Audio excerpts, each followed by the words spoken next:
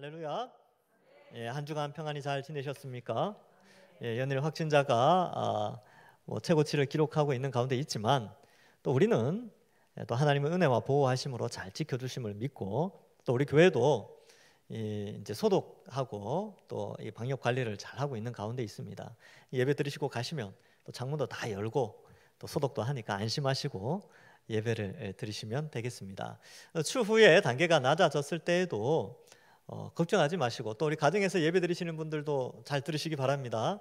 교회에서 방역을 잘 하고 있으니까 추후에 단계가 낮아져서 예배 모임 숫자가 많이 모일 때 걱정하지 마시고 다 오시고요. 또 이제 백신을 맞고 계시죠? 그래서 부작용 없이 잘 맞으실 수 있도록 기도하는 중에 있으니까 또 우리 이제 점점 위드 코로나 시대, 포스트 코로나 시대를 또 준비해 가기를 바랍니다. 그런 의미에서 우리가 이제 이 학개서를 살피는 가운데 있는데 학개를 본문을 선정하여서 4주 동안 설교를 한 이유는 이 코로나로 인하여서 우리 신앙이 많이 무너져 있습니다. 이 당대에 이 학개 당대에는 여러 가지 상황상 성전을 짓지 않고 예배가 무너져 있는 그런 상태가 16년이나 지속이 됐는데 우리 같은 경우는 거의 2년 가까이 1년 6개월 이상 이 예배에 있어서 상당히 좀 제한을 많이 받는 그런 시절을 보내어 왔습니다. 그래서 이제는 신앙을 회복할 때 하나님께서 이 교회 공동체의 예배와 또 교회 공동체 성도들의 신앙을 회복하시기를 간절히 원하는 때가 아닌가 그렇게 예상을 하고 이제 위드 코로나, 포스트 코로나 시대에 가장 적절한 본문이 어쩌면 이 학개의 말씀이 아닐까 생각해서 함께 살피고 있고요. 어느덧 오늘 마지막 시간이 되었습니다. 이 학개의 내용들을 좀 살피기 전에 우리는 이 하나님의 좀 계획들을 좀 알 필요가 있습니다. 하나님은 왜 이렇게 성전을 짓기를 원하시는가? 이 개념이 좀 필요한데 이것은 성경 전체의 내용과 좀 연속선상에 있습니다. 하나님은 하나님의 나라를 이루기 위하여서 천지를 창조하셨습니다. 여러분, 나라의 구성 요소는요, 주권과 영토와 백성입니다. 그러니까 이 세 개의 나라의 구성 요소를 갖추기 위해서 하나님이 주권자시죠. 그래서 영토는 온 천지 만물입니다. 또 특별히 이제 이 지구죠. 이 지구 안에 하나님이 백성을 만드셨어요.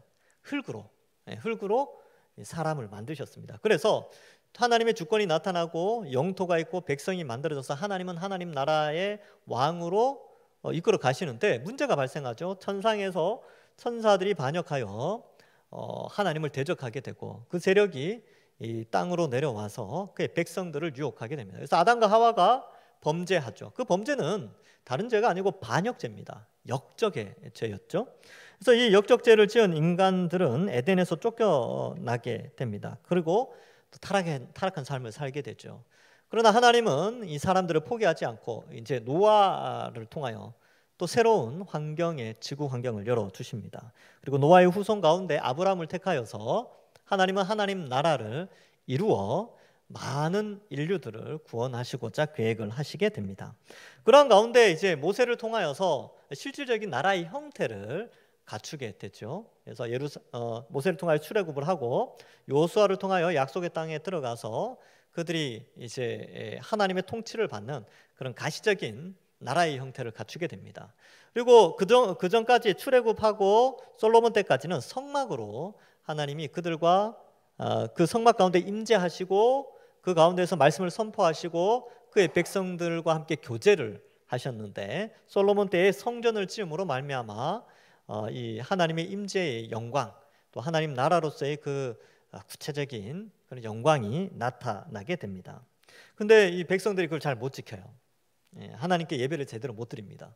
그러니까 약속의 땅이라고 하지만 결국 쫓겨나게 됐죠. 이게 바벨론으로 포로를 잡혀가고 연단의 기간인 70년이 차서 포로에서 돌아오게 됩니다. 우리도 마찬가지죠. 이 이스라엘 백성들이 바벨론으로 포로로 잡혀가서 70년 만에 되돌아왔듯이 에덴에서 쫓겨난 인류는 하나님의 연단의 기간을 거쳐서 나중에 완성된 에덴, 새 에덴으로 다시 돌아가게 됩니다. 그래서 이 이스라엘의 포로로 잡혀갔다 돌아오는 그 역사를 보면서 인류에 대한 하나님의 계획을 그 장면을 통해서 좀 볼 수가 있는 것입니다. 자, 그러한 계획 가운데 이제 포로에서 돌아온 백성들이 이제 해야 될 일이 있었죠.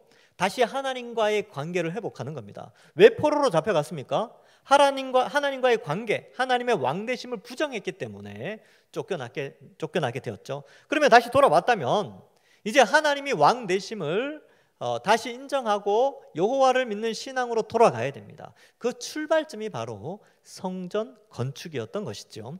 그래서 이 1차 포로 귀환 후에 성전을 짓습니다. 그리고 1년, 2년 이제 그 다음에 돌아온 해 그 다음에 성전에 기초석을 놓게 되지요. 그런데 이 기초석을 놨지만 이 방해가 있었습니다. 그래서 북쪽 사마리아의 방해, 정치적 방해 이런 것들로 인하여서 제대로 회복되지 못합니다. 15년, 16년이 흘렀어요. 그리고 학계를 세워서 하나님이 다시 성전을 지으면서 하나님이 이스라엘의 주인이다, 왕이시다는 것을 다시 한번 강조하고 있습니다. 사실 건물을 짓는 거죠. 이 당시의 사람들은 건물 성전을 짓는 건데 사실 건물을 짓는 개념도 있지만 이 사건은 일종의 종교개혁과 관련되어져 있습니다. 그러니까 건물을 짓는 단순히 건축 사업이 아니라 이것을 지음으로 말미암아 그 성전을 짓는 그리고 그곳에서 예배드리는 사람들의 신앙을 회복하는 종교개혁의 사건이 바로 학회를 통하여서 하나님은 이걸 나타내시는 것이죠. 그래서 지난 시간에 살펴봤듯이 백성들이요, 이 성전을 짓다 말고 그 성전의 재료를 자기 집으로 가져가서 자기를 꾸미기 시작합니다. 그리고 아직은 성전을 지을 때가 아니다, 아직은 하나님을 왕으로 인정할 때가 아니라 내가 왕이 되어서 내가 내 생계를 유지할 때다라고 생각하면서 이 물질에 집착하게 됩니다. 그리고 성전은 황폐하게 되지요. 그러나 그들 스스로가, 유대인 스스로가 성전을 지을 수 없는 형편 가운데 하나님께서 자격 없는 그들에게 말씀을 보내어 주시고 학계를 보내어 주셔서 그들의 심령에 성령을 부어 주셔서 감동, 스파크를 일으켜서 성전 공사를 시작합니다. 그게 1장 15절에 다리오 왕 제2년 여섯째 달 24일입니다. 자, 그리고 이제 이 성전 기초석의 형태가 나타나니까 사람들이 막 실망을 했어요. 아유, 성전이 이거밖에 안 되는구나, 사이즈가. 막 낭망해 있고 막 그 수고함의 열매가 아주 보잘것없을 때에 하나님이 학계를 통하여 스스로 굳세게 할 것을 말씀하고 또 이전 영광보다 성전의 이후의 영광이 훨씬 크다라는 것을 알려주셨죠. 그래서 성전 이후의 영광은 예수 그리스도를 통하여 성취되어지고 우리를 통하여서 성취되어져서 우리가 더 옛날 솔로몬 성전이나 스룹바벨 성전보다 더 나은 성전이라는 사실을 지난 시간에 살펴보았습니다. 자, 이렇게 성전 건축이 이제 이루어졌어요. 이제 기초석이 놓이게 되는 날, 기초석이 딱 완성이 되고 이제 그 위로 건물이 올라가는 날, 그때 하나님의 말씀을 보내는데 그게 바로 9월 24일입니다. 그러니까 성전을 짓기 시작해서 석 달이 지난 지점에 성전의 기초석이 완공되어집니다. 그리고 이제 건물이 올라가게 되는 것이죠. 근데 사실 이 기초석은 원래 지어졌었습니다. 원래 지어졌었죠. 언제 지어졌냐 하면 에스라 3장 12절에 보면 이게 실제로 건축이 지어졌던 상황을 설명합니다. 즉, 이 다리오 왕 제2년 때보다 그 이전에 훨씬 전에 성전이 지어진 것을 기록하고 있습니다. 그래서 그 기초석이 놓여진 것을 기록하는 것이죠. 이 포로에 돌아온 해가 BC 536년인데 BC 535년 1년 후에 이 기초석이 놓여져요. 그 부분을 좀 이따가 또 한번 살펴보도록 하겠습니다. 근데 중요한 것은 이제 성전이 지어져 가는데 성전은 이제 문제가 끝났어요. 왜냐하면 짓고 있으니까. 그러면 성전이 지어져서 성전의 기능이 뭐냐? 성전의 기능은 하나님의 임재 그리고 하나님과의 교제의 장소인데 교제를 하는 사람들의 심령이 정말 온전한 성전에서 예배 드릴 자격이 있는가? 성전에서 예배를 드려야 되는데 그들이 정말 거룩하게 예배를 드릴 수 있는 자격을 갖춘 자인가? 이 문제를 좀 다루고 있는 거예요. 그러니까 건축 문제는 이제 어느 정도 해결이 됐어요. 그러면 그 성전에서 예배 드리는 예배자가 준비되어져 있는가? 예배자가 제대로 지어져 있는가? 제대로 서 있는가? 이 부분을 다루기 시작합니다. 그 내용이 10절 이하에 나오는 것이죠. 10절에 보면 다리오 왕 제2년 9째 달 24일에 여호와의 말씀이 선지자 학개에게 임하니라 이르시되 만군의 여호와가 말하노니 너는 제사장에게 율법에 대하여 물어 이르기를 사람이 옷자락에 거룩한 고기를 쌌는데 그 옷자락이 만일 떡, 국, 포도주, 기름, 다른 음식물에 닿으면 성물이 되느냐? 제사장한테 물었죠. 그러니까 이제 지금 하나님의 목적은 그거예요. 이 제물을 제대로 드릴 수 있는가? 이 제물이 거룩한 제물인가? 이 문제를 다루고 있습니다. 그리고 두 번째, 이 제물을 드리는 사람이 제대로 된 사람인가? 이걸 묻는 거예요. 그래서 이 성물이라고 하죠. 하나님께 제사로 드리는 고기가 있는데 이것을 드릴 때 이게 다른 물건에 대이면 이게 접촉이 되어지면 이게 거룩한 하나님이 기뻐 받으시는 제물 맞느냐? 라고 물으니까 제사장들이 아니요 라고 대답해요.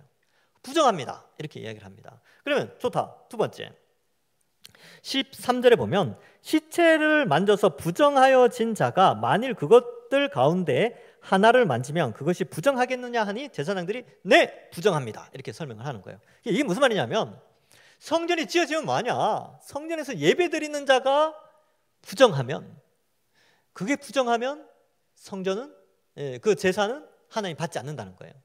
그러니까 이제 성전이 지어졌으니까 이제 그 안에서 예배드리는 예배를 회복하시는 것이죠, 하나님께서. 그래서 그 예배를 드리는 예배자, 예배를 드리는 사람이 제대로 서 있는가, 이 문제를 다루고 있는 것입니다.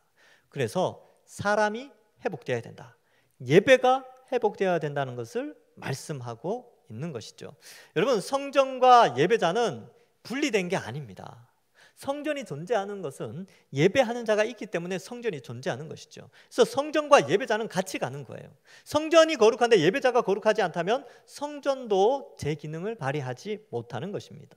여러분, 그래서 우리가 성전이에요. 신약 시대에 넘어오면 예수님이 성전이시고 성령이 우리 속에 거하시기 때문에 우리가 성전이고, 우리 또한 우리가 그리스도를 모퉁이 돌라하여 지어져 가죠. 그렇기 때문에 우리가 성전이기 때문에 또한 우리의 삶이 성전으로서 제사를 드리는 자로 우리는 세워져 있습니다. 그래서 이 신약 성경에 베드로전서 2장 4절과 5절에 보면 이런 말씀이 나옵니다. 거기에 보면 사람에게 버림받았으나 하나님께는 택하심을 입은 보배로운 산돌이신 예수께 나아가 너희도 산돌같이 신령한 집으로 세워지고, 이렇게 되어져 있지요. 여러분, 이 산돌, 이게 뭐냐면 돌은 원래 죽어 있죠. 살아있는 존재는 자라갑니다. 그러니까 돌은 살아있지 않아요. 그런데 베드로 사도는 예수님은 산돌이다, 이 표현을 쓰면서 돌이 자라가는 거예요. 근데 자라가면서 어떻게 되어지냐면 신령한 집, 성전으로 지어져 가는데 어떻게 자라가느냐, 너희가 산돌이신 예수 그리스도와 연결되어져서 예수님을 믿는 자는 돌이 자라가는 것처럼 그렇게 돌이 성장해가고 성전으로 지어져 간다, 이렇게 표현하고 있어요. 그래서 우리가 예수님을 믿음으로 말미암아 우리가 성전이 되었고요, 또한 그 성전 안에서 신령한 제사를 드리는 제사장으로 부름을 받았습니다. 다시 한번 보시면 베드로전서 2장 5절에 보면 너희도 산돌같이 신령한 집으로 세워지고 예수 그리스도로 말미암아 하나님이 기쁘게 받으실 신령한 제사를 드릴 거룩한 제사장이 될지니라, 이렇게 기록하고 있습니다. 거룩한 제사장이에요. 그러니까 지금 이 학개서의 메시지와 좀 연결이 되죠. 앞부분은 성전을 지어요. 그러니까 우리가 신령한 집으로 지어져 가니까 산돌이신 예수님과 연합되어 있으니까 자라가는 것이죠. 그런데 성전이 지어졌다면 우리는 어떤 존재가 되냐면 이제는 신령한 제사장이 되었다는 거예요. 신령한 제사장. 신령한 제사장이니까 거룩한 존재로 세워져야 되는 것이지요. 우리는 그러한 삶을, 그렇게 부름을 받은 것입니다. 그러니까 지금 이 12절과 13절에서도 계속해서 하나님은 성전 건물 회복뿐만 아니라 그 안에 드리는 제사의 회복, 곧 그 제사를 드리는 예배자의 회복을 말씀하고 있습니다. 그래서 14절에 보면 이에 학개가 대답하여 이르되 여호와의 말씀에 내 앞에서 이 백성이 그러하고 이 나라가 그러하고 그들의 손의 모든 일도 그러하고 그들이 거기에 드리는 것도 부정하니라 라고 표현합니다. 부정하다. 그래서 여러분, 우리가 예배를 드리는 것도 잘 생각해 봐야 돼요. 정말 이 예배를 드릴 때 우리가 정말 제대로 된 예배를 드리고 있는가? 그러면 제대로 된 예배를 드리려면 어떻게 해야 되느냐? 제대로 된 제물, 제대로 된 예배자가 돼야 돼요. 그럼 제대로 된 제물은 뭡니까?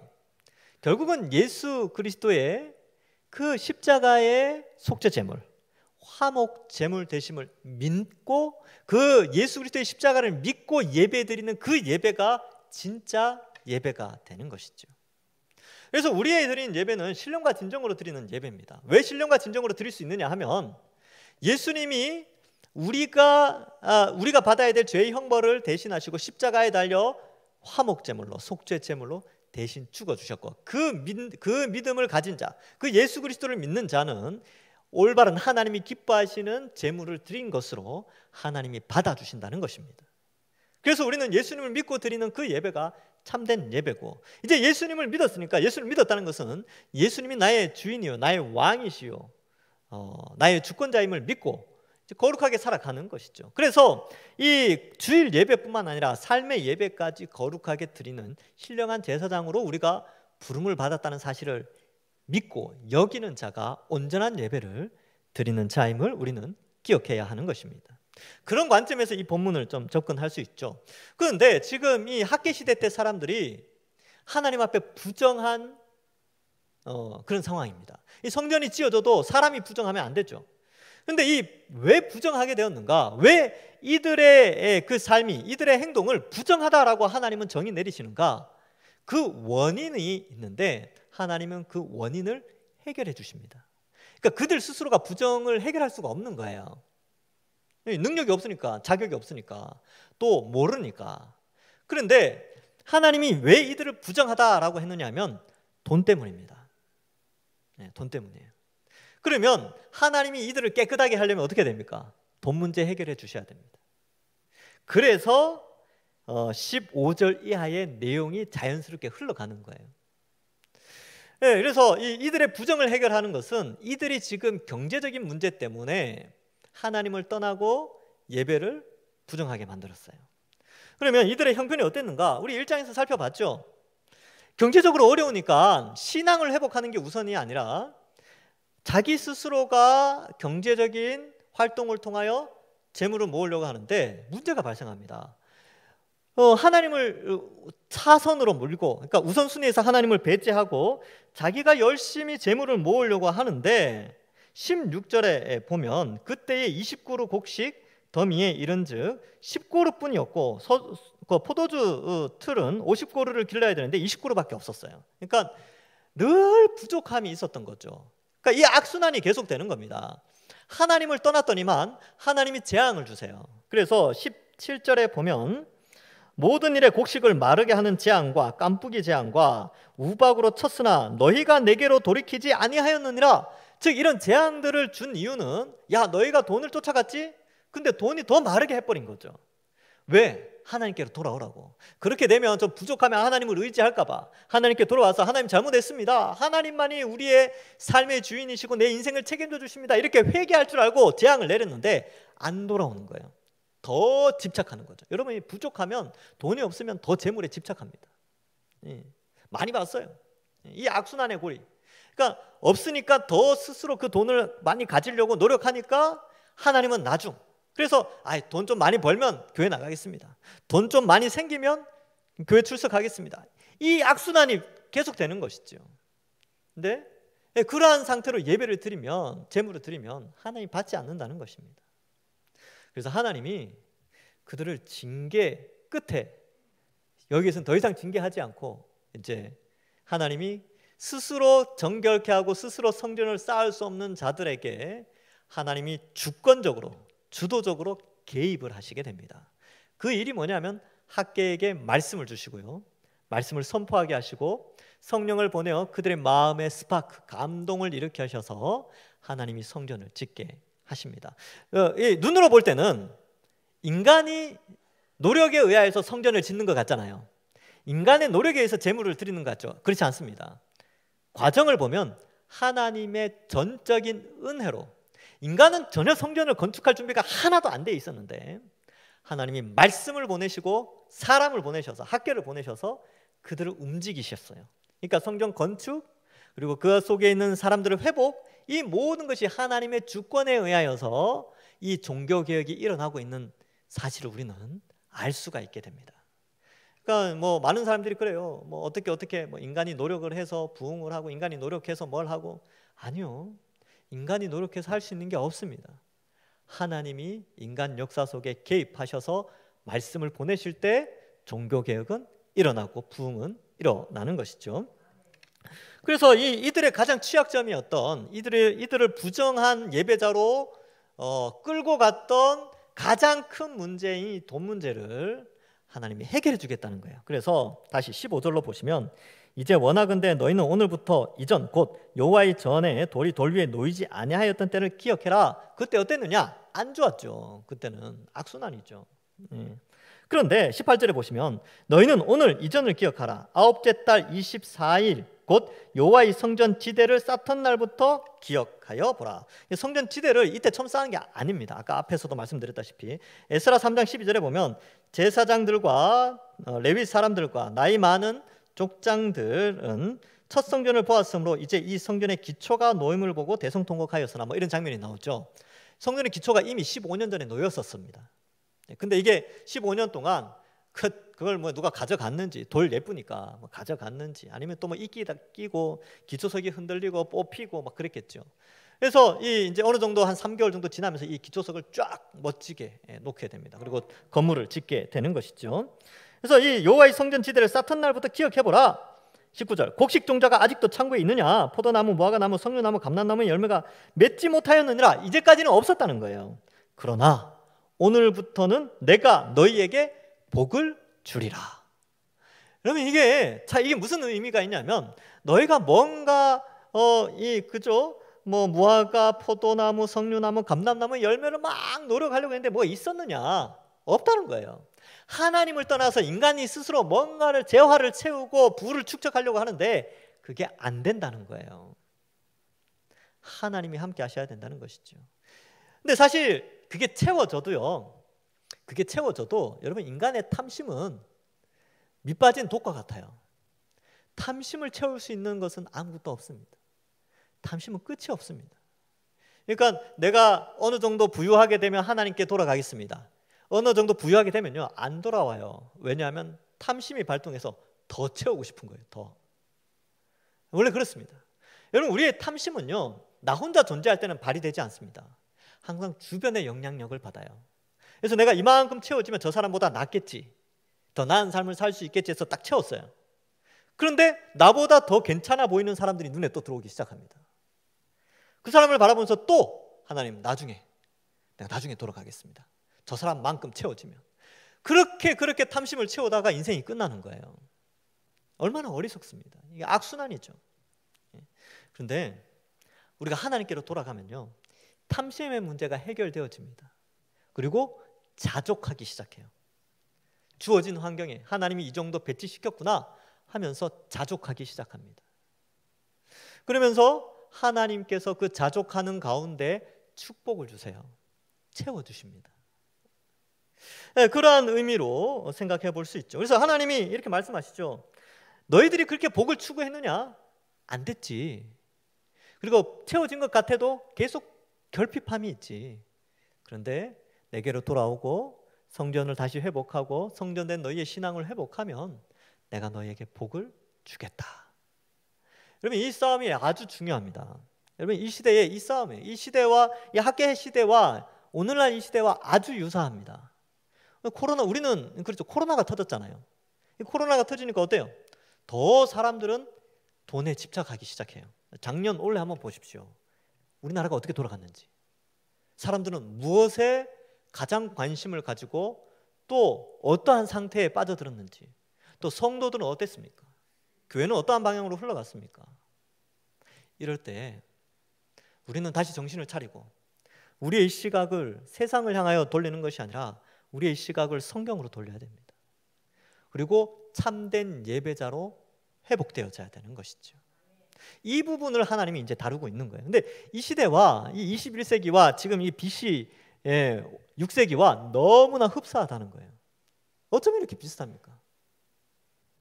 그래서 돌아오라는 것이죠. 하나님이 책임져 주겠다.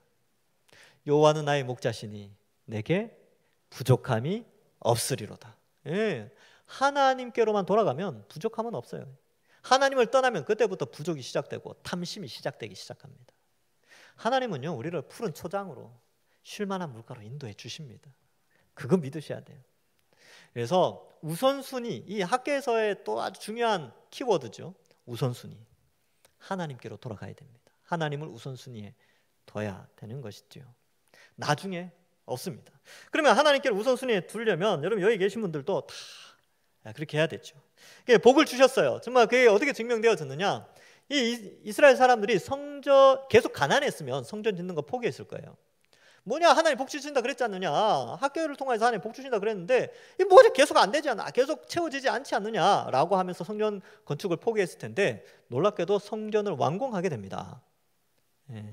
그래서 에스라 6장 15절에 보면 이런 말씀이 나와요. 다리오 왕 제6년 아달월 3일에 성전 일을 끝내니라. 4년 걸렸습니다. 4년 동안 하나님이 복을 주셨어요. 이 성전을 지으면서 먹고 사는 걱정 안 하도록 먹고 사는 문제 하나님이 다 해결해 주셨습니다. 그리고 사람들은 어땠을까요? 탐심이 사라졌겠죠. 아, 우리가 성전을 회복해야 된다. 남과 비교하지 않았겠죠. 내가 더 채워야지, 저 사람보다 더 많이 얻어야지, 이런 개념이 없었겠죠. 왜? 사명 하나 바라봤거든요. 그 시대의 과업을 바라봤거든요. 성전 건축. 그때는 그랬습니다. 오늘날 우리도 마찬가지입니다. 여러분, 우리가 다른 사람과 비교할 때 탐심이라는 게 들어오게 되는데 그거 말고 우리는 하나님을 바라보면서 이 시대의 나의 신앙적 과업이 무엇인가, 나의 신앙의 회복이 무엇인가, 종교개혁의 그 중심에 나는 어떠한 모습으로 서 있는가, 이걸 우리가 점검해야 됩니다. 그러할 때에 하나님을 우선순위로 둘 때에 하나님이 우리 인생을 책임져 주십니다. 전 이거 믿습니다. 그래서 여러분 그냥 현재에 충실하시면 됩니다. 그러니까 하나님이 내 인생 책임져 주시니까 나 마음대로 살래, 이게 아니라 하나님이 내 인생을 책임져 주시니까 현재의 나의 시대적 과업, 믿음, 성숙, 신앙, 이거 붙잡고 또 내가 파송되어져 있는 세속 사회 속에서 내가 최선을 다하는 거예요. 열심히 일하고 요령 피지 않고 하나님 백성답게 세상 사람들과 구별되게 거룩하게 살고 또 기회를 봐서 복음 전하고, 그러한 삶을 사는 자의 앞길을 하나님이 반드시 책임지십니다. 저는 이건 믿습니다. 그리고 실제로 그런 사람들이 많이 있고요. 그러한 의미가 있을 때 혹 이 땅에서 물질적인 축복이 없다 할지라도 영원한 하나님 나라에 그것이 준비되어져 있습니다. 그래서 예수님도 야, 너희 보물을 하늘에 쌓아라, 그렇게 이 땅에 오셔서 얼마나 하신 말씀이 많았겠습니까? 근데 사람들에게 그 말씀을 해주세요. 천국의 보물 쌓아라. 오늘 막 그럽니다. 뭐 1억을 투자했는데 몇 천억이 됐다. 그런 거 유행하죠. 아이고, 저 보면서 웃었어요. 아이고, 고작 1억 투자해서 고작 2, 3천억. 아이고, 하늘에 투자하면 수천억, 수천조배인데 그거는. 이 땅에서 하나님 영광을 위해서 하나님께 우선순위를 두는 자에게는 여러분 이거는 영원한 투자예요. 영원한. 이 땅에서 그거 부럽지 않다니까요. 아이고, 겨우 그거 가지고 막 난리를 피우는데 영원한 하나님 나라에 투자하십시오. 이거는 수천, 수만, 수억, 만배 비교할 수 없을 정도로 투자하는 겁니다. 그 투자가 뭐냐? 하나님을 우선순위에 두고 믿음의 중심을 두고 신앙을 회복하는 것이죠. 여러분, 이제 코로나가 끝나갑니다. 이제 전 세계 분위기가 좀 그렇게 흘러가는 것 같죠. 뉴스를 보니까 그런 것 같아요. 근데 이제 몇 개월 후에 내년 되면 이제 포스트 코로나 시대에 접어들게 되는데, 그러면 이때 이제 우리가 회복해야 됩니다. 아, 이제 예배 드릴 때가 됐구나. 다시 하나님께로 돌아갈 때가 됐구나. 하나님이 학계의 말씀을 보내셔서 이 시대에 우리에게 지금 말씀을 보내어 주셔서 우리의 마음을 움직여 주시고 계시는구나. 여러분, 여기에서 예배 드리시는 분들, 가정에서 예배 드리시는 분들 마음의 움직임이 있을 겁니다. 아, 그렇지, 코로나 핑계 대고 내가 신앙생활 제대로 못했는데 이제 제대로 해야 되겠다. 열심히 영상 예배도 더 잘 드리고 이제 대면 예배가 드릴 수 있는 때가 되면 내가 다시 나가겠다. 다시 신앙을 회복하고 열심히 주의 나라를 위하여 수고해야 되겠다. 이 결단을 지금 하셔야 됩니다. 지금. 그래서 제가 지난주에 이제 우리 부교육자를 통해서 우리 구역장들한테 전화를 했어요. 전화하라고 했습니다. 그 구역장들은 어떻게 해야 됩니까? 포스트 코로나를 준비하는 구역장 어떻게 해야 되냐면 구역원들을 이제 돌보기 시작해야 됩니다. 이제 1년 6개월 못 봤으니까 보자. 아이고, 너무 보고 싶다. 하나님 다시 찾고 계신다.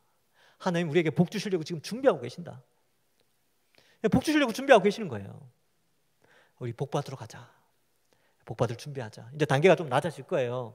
11월 달 되면. 그럼 여기에 10%가 아니라 더 많은 숫자가 예배 드릴 수 있습니다. 그때 오셔야 돼요. 그래서 받을 복을 받으셔야 됩니다. 그래서 물론 지금도 가정에서 예배드리고 이곳에서 예배드리는 것도 다 복의 시작입니다. 복 받는 자의 모습이죠.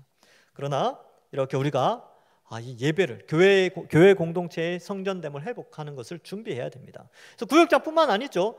각 전도회 회장들, 임원들 있죠. 여전도회, 남전도회 준비하셔야 됩니다. 자, 이번 주에 우리 각 전도회 회장들, 각 전도회 회원들에게 전화 돌리십시오.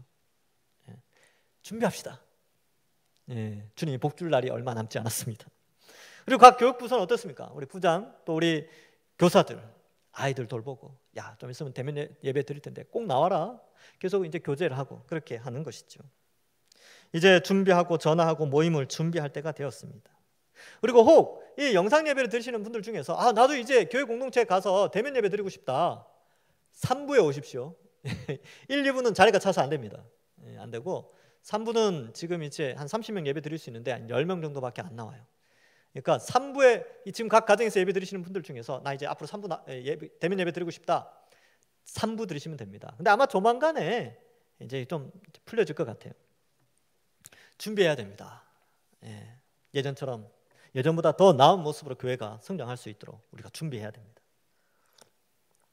하나님은 하나님의 나라를 이루기 위하여 하나님은 주권적으로 인간 역사에 개입하셔서 그의 백성들을 보호하시고 또한 회복시키시고 복을 주시는 분이심을 우리는 기억해야 합니다. 예수 그리스도를 통하여서 이 예수 그리스도의 십자가를 통하여 부르신 그의 백성들, 하나님이 아까워서라도 이 시대에 그 백성들을 지키시고 보호하십니다. 자, 그렇다면 우리에게는 이러한 복, 하늘의 신령한 복이 준비되어 있고 또한 우리가 예수님 믿고 나서 받은 복들도 많이 있습니다. 샬롬, 평강의 복이 있고요. 또 성령이 우리 속에 오셔서 거룩한 열매를 맺게 하시는 복도 또한 우리가 이미 받은 복 중에 하나입니다. 물론 물질과 건강은 사람마다 다르게 하나님이 복 주셨습니다. 그러나 우리가 영원한 하나님 나라의 복이 있다는 사실을 잊지 않고 우리는 신앙생활을 해야 되는 것이죠. 자, 이렇게 하나님은 성전을 회복하시고 그 성전 안에서 예배드리는 예배자들을 회복하십니다. 이제 20절부터 23절에 하나님은 바로 이 이스라엘의 왕권을 회복하시게 됩니다. 이제 그 같은 날이죠. 20절에 보면 그날 다시 말씀을 임합니다. 21절에 너는 유다 총독 스룹바벨에게 말하여 이르라. 내가 하늘과 땅을 진동시킬 것이요 여러 왕국들의 보좌를 엎을 것이요 여러 나라의 세력을 멸할 것이요 그 병거들과 그 탄자들을 엎드러뜨리니 말과 그 탄자가 각각 그의 동료의 칼에 엎드리지라. 이게 뭐냐면 21절과 22절은 하나님이 심판하시겠다는 겁니다. 하나님이 오셔서 모든 나라를 다 뒤집어 엎으시겠다는 것이죠. 심판하시겠다는 것입니다. 지금 이 페르시아의 지배 아래에 있는 유다였죠. 왕이 없었어요. 그리고 페르시아가 한참 정복 전쟁을 할 때입니다. 이 다리오가 어떤 왕입니까? 그리스를 점령하고 그리스 1차 전쟁, 2차 전쟁을 일으켰죠. 마라톤 전쟁을 일으켰던 그 왕이 이 다리오예요. 그런데 하나님은 그 모든 나라들까지 다 엎어버리겠다. 심판의 날이 있다는 것을 알려주시고 하나님이 만왕의 왕으로 등극할 때가 곧 다가왔다는 것을 알려주고 있습니다. 근데 그 왕이 누가 되느냐? 23절에 보니까 만군의 여호와가 말하노라. 스알디엘의 아들 내 종 스룹바벨아 여호와가 말하노라. 그날에 그날은 이제 앞에 심판의 날이죠. 근데 그날에 내가 너를 세우고 너를 인장으로 삼으리니 이는 내가 너를 택하였음이라. 만군의 여호와의 말이니라. 여기 스룹바벨이 등장해요. 근데 스룹바벨은 이렇게 살다가 죽습니다. 그리고 페르시아가 망하고 헬라가 들어와요. 유대는 계속 식민지 생활을 합니다. 그리고 헬라가 들어왔을 때 헬라가 4개 땅으로 나눠지고 북쪽 남쪽 이집트 프톨레미 왕조에서 지배를 받고 나중에 또 수리아의 지배를 받고 계속 지배를 받아요. 스룹바벨 예언은 이거 잘못된 거 아닙니까? 라고 생각할 수 있는데 마태복음 1장 12절에 그 힌트가 있습니다. 마태복음 1장 12절에 보면 바벨론으로 사로잡혀간 후에 요고냐는 스알디엘을 낳고 스알디엘은 스룹바벨을 낳고 그리고 스룹바벨은 낳고 예수 그리스도가 탄생하십니다. 그러니까 이 스룹바벨에 대한 것은 당시의 스룹바벨 그 자체가 아니라 스룹바벨을 통하여 태어나실 예수 그리스도에 대한 설명인 것이죠. 여기에 보면 너를 세우고 너를 인장으로 삼는다 그러는데 인장이 뭐냐면 왕이 끼는 반지입니다. 반지. 왕이 조서를 내릴 때에 이 인장의 도장, 이 반지의 도장을 찍어서 이것은 왕이 쓴 조서다라는 것을 증명하는 수단이 인장이에요. 인장. 근데 그 인장이 뭐냐면 이 스룹바벨을 통하여서 왕권을 회복하겠다라는 그런 의미가 있습니다. 결국 이 말씀은 성취가 되었죠. 예수님이 스룹바벨의 후예로 이 땅에 오셔서 하나님 나라의 왕으로 등극하셨죠. 그래서 2000년 전에 예수님이 초림하시면서 하나님 나라가 이 땅에 이미 임하였습니다. 그리고 사탄의 권세는 쫓겨나게 되고 마귀는 결박되어져서 힘을 발휘하지 못하고, 이제 예수 그리스도께서 그의 성전된 백성들, 새 이스라엘 백성들을 통하여 통치하고 계시죠. 그는 머리 되시고 교회는 그의 몸이 되어서 만물을 말씀으로, 복음으로 통치하고 있는 시대가 되었습니다. 우리가 그 시대에 교회로서 지금 살아가고 있는 것이죠. 하나님은 이처럼 성전을 회복하셨고요, 성전 안에 예배를 회복하시고 예배자를 회복하시고, 이제 하나님 나라의 왕을 세우셔서 새 이스라엘의 왕권을 회복하심을 예언하셨습니다. 이 메시지를 듣고 사람들 얼마나 힘이 났을까요? 그래서 열심히 성전을 지었겠죠. 여러분, 말씀을 맺습니다. 지금도 하나님은 코로나 시대이지만 우리가 성전됨을 기억하고 우리의 성전이 무너져 있지 않는지 우리 자신을 점검하도록 이 학개서의 말씀을 보내셨습니다. 그래서 여러분, 오늘 이 시간 회개하셔야 됩니다. 혹 하나님 앞에 범죄한 것 있다면 다 돌이키시고요, 또 거룩을 결단할 수 있어야 합니다. 하나님이 거하시는 거룩한 성전으로, 성령이 거하시는 거룩한 성전으로 회복되어지고, 또 그리스도와 연합되어져서 하나님의 백성으로, 성전으로 거룩하게 찌어져 가야 됩니다. 또한 교회 공동체가 온전한 성전의 모습을 갖추도록 교제하는 복이 있을 수 있도록, 이 코로나의 끝에 우리가 서로 격려하고 서로 위로하면서 예배를 사모할 수 있도록 우리가 함께 살아가야 합니다. 하나님은 우리를 내버려 두지 않습니다. 하나님은 주권적으로 개입하셔서 은혜를 베푸시고 우리의 신앙을 회복시키고 하나님 우선 사상, 하나님 중심 사상을 회복시키고 있는 가운데 있습니다. 또한 우리가 생각한 사역의 결과물, 교회의 크기, 경제적 부유함과 육체의 건강, 유무에 따라서 일희일비하는 것이 아니라 하나님의 학계를 통해서 이 오실 예수님을 예언했던 것처럼 이제 우리는 눈에 보이는 결과물을 바라보면서 소망을 가지는 자가 아니라, 이 학계 시대 때 예수님의 오심을 예언했던 것처럼 이 시대에는 다시 오실 예수님을 우리가 바라보면서 우리의 신앙을 든든히 세워나가야 되는 그러한 시대적 과업이 우리에게 있다는 사실을 인지해야 합니다. 그래서 우리 동남교회 모든 성도들은 주님 다시 오심을 소망하면서 거룩한 성전으로 잘 지어지고, 또 우리 동산교회가 이 시대 가운데 거룩한 종교개혁의 바람을 일으켜서 정말 신앙이 회복되어져서 하나님이 기뻐하시는 예배자들로 다 세워져야 할 것입니다. 그래하여 정말 우리가 주님 오셨을 때 착하고 충성된 종이라고 거룩한 성전으로 준비되어져서, 예배자로 준비되어져서 하늘의 큰 상급의 복을 받는 우리 모든 주의 백성들 되기를 주님의 이름으로 간절히 축원합니다. 기도하겠습니다. 하나님, 감사합니다. 우리를 택하여 구원하여 주시고 참 자격 없음에도 불구하고 구원의 은혜를 베풀어 주시니 감사합니다. 또 이 코로나 시대에 무너져 있는 신앙의 모습이 있다면 회복시켜 주시고, 또 회개할 것 있으면 우리가 다 주님 앞에 회개하고 다시 결단하며 거룩한 성전으로서, 주의 몸된 교회로서 정말 주님의 그 통치 아래 순종하며 거룩하게 세워져가는 저희들 다 될 수 있도록 지켜 주옵소서. 이번 한 주간도 함께하여 주실 줄 믿사옵고 감사드리오며 예수님의 이름으로 기도하옵나이다. 아멘.